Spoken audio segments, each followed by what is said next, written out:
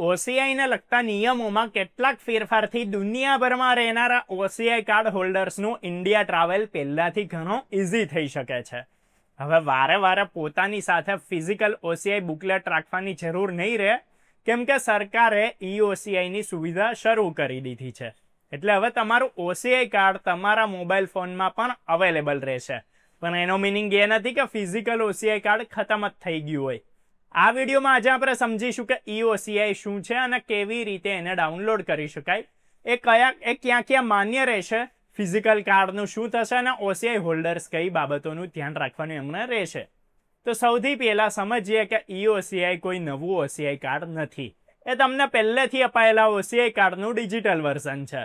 એટલે જો તમારી પાસે પહેલેથી વેલિડ ઓસીઆઈ કાર્ડ છે તો હવે તમે એની ઇલેક્ટ્રોનિક કોપી પણ પોતાના મોબાઈલ ફોનમાં રાખી શકો છો.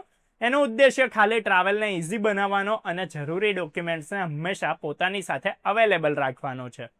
તો હવે જાણીએ કે ઈ-ઓસીઆઈ કેવી રીતે ડાઉનલોડ કરી શકાય. તો એના માટે તમારે સૌથી પહેલાં ઓસીઆઈ સર્વિસીસ પોર્ટલ પર જવું પડશે. ત્યાં પોતાના એક્ઝિસ્ટિંગ યુઝર આઈડી અને પાસવર્ડથી લોગિન કરવાનું. જો તમે એનું નવું એકાઉન્ટ નથી બનાવ્યું કે તમારે કોઈ એકાઉન્ટ નથી એનું, તો નવું એકાઉન્ટ ઈમેલથી ક્રિએટ કરી લેવાનું જે તમારા ઓસીઆઈથી જોડાયેલ હોય એ જ ઈમેલથી. હવે લોગિન કર્યા પછી ડેશબોર્ડમાં ઈ-ઓસીઆઈનું ઓપ્શન દેખાશે. ત્યાં તમારી ઓસીઆઈ ડિટેલ્સ તમને દેખાશે. એની પછી જનરેટ ઈ-ઓસીઆઈ કાર્ડ પર ક્લિક કરવાનું. કેટલાક જ સમયમાં તમારું ડિજિટલ ઓસીઆઈ કાર્ડ તૈયાર થઈ જશે, જેને તમે ડાઉનલોડ કરીને પોતાના મોબાઈલ ફોનમાં સુરક્ષિત રાખી શકો છો. હવે સૌથી મોટો સવાલ એ છે કે આ ડિજિટલ કાર્ડનો ઉપયોગ ક્યાં કરી શકાય. તો સરકારના કહેવા પ્રમાણે ડાઉનલોડ કરવામાં આવેલ ઈ-ઓસીઆઈ ઇન્ટરનેશનલ ટ્રાવેલ દરમિયાન ઇમિગ્રેશન ચેકપોસ્ટ અને એરલાઇન સ્ટાફને બતાવવામાં આવી શકે છે. એટલે જરૂર પડવા પર તમે મોબાઈલ ફોનમાં રહેલી ડિજિટલ કોપી બતાવીને પોતાનું સ્ટેટસ સાબિત કરી શકો છો. જો કે ટ્રાવેલ દરમિયાન એ ધ્યાન રાખવું બહુ જરૂરી છે કે તમારો ફોન ચાલુ રહે અને એમાં ડાઉનલોડ કરવામાં આવેલું ઈ-ઓસીઆઈ ઇઝીલી અવેલેબલ હોય. હવે વાત કરીએ ફિઝિકલ ઓસીઆઈ કાર્ડની, તો કેટલાય લોકોને એવું લાગી શકે છે કે હવે જૂની ઓસીઆઈ બુકલેટ અમાન્ય થઈ જશે, પણ એવું તો બિલકુલ નથી. સરકારે ક્લિયર કર્યું છે કે ભાઈ ફિઝિકલ ઓસીઆઈ કાર્ડ પહેલાંની જેમ જ વેલિડ રહેશે. ઈ-ઓસીઆઈ ખાલી એક એક્સ્ટ્રા સુવિધા છે. જો કોઈ વ્યક્તિ ફિઝિકલ બુકલેટ સાથે રાખવા માંગે છે તો એ પહેલાંની જેમ જ એનો ઉપયોગ પણ કરી જ શકે છે. હવે સમજીએ કે આ ફેરફારનો સૌથી મોટો ફાયદો કોને મળશે.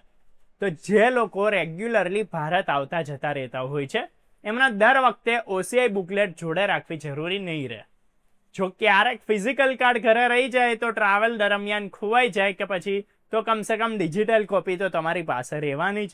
ખાસ કરીને એવા ફેમિલીઝ કે જેમના કેટલાય મેમ્બર્સ ઓસીઆઈ હોલ્ડર છે, ઘરડા છે, નાના બાળકો છે, એમના માટે દરેક ડોક્યુમેન્ટ્સને મોબાઈલમાં સુરક્ષિત રાખવા વધારે ફેસિલિટીવાળું રહી શકે છે.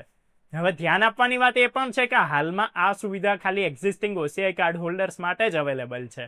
એટલે જેની પાસે પહેલેથી વેલિડ ઓસીઆઈ કાર્ડ છે એ જ એનું ડિજિટલ વર્ઝન જનરેટ કરી શકે છે.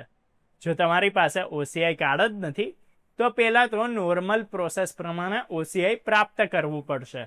જો તમે ઓસીઆઈ કાર્ડ હોલ્ડર છો તો કેટલીક સાવધાની પણ રાખો. પોતાનું લોગિન આઈડી અને પાસવર્ડ સુરક્ષિત રાખો. ઈ-ઓસીઆઈ ડાઉનલોડ કર્યા પછી એની એક બેકઅપ કોપી પણ સુરક્ષિત રાખો. ટ્રાવેલની પહેલાં જરૂરથી તપાસ કરી લો કે તમારા મોબાઈલમાં ડોક્યુમેન્ટ ઇઝીલી ખુલી રહ્યું હોય. સાથે જ ફક્ત ઓફિશિયલ ઓસીઆઈ સર્વિસ પોર્ટલનો જ ઉપયોગ કરો અને કોઈ થર્ડ પાર્ટી વેબસાઇટ કે એજન્ટના ભરોસે પોતાની લોગિન ડિટેલ્સ શેર ના કરો.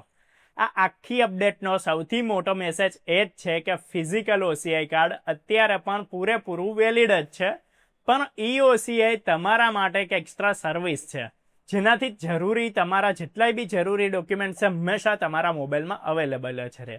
જો તમે વિદેશમાં રહો છો અને રેગ્યુલર ઇન્ડિયામાં ટ્રાવેલ કરતા રહો છો, યાત્રા કરો છો, તો આ સુવિધા તમારા ટ્રાવેલ એક્સપિરિયન્સને પહેલાંથી ઘણી ઇઝી અને સુવિધાજનક બનાવી શકે છે.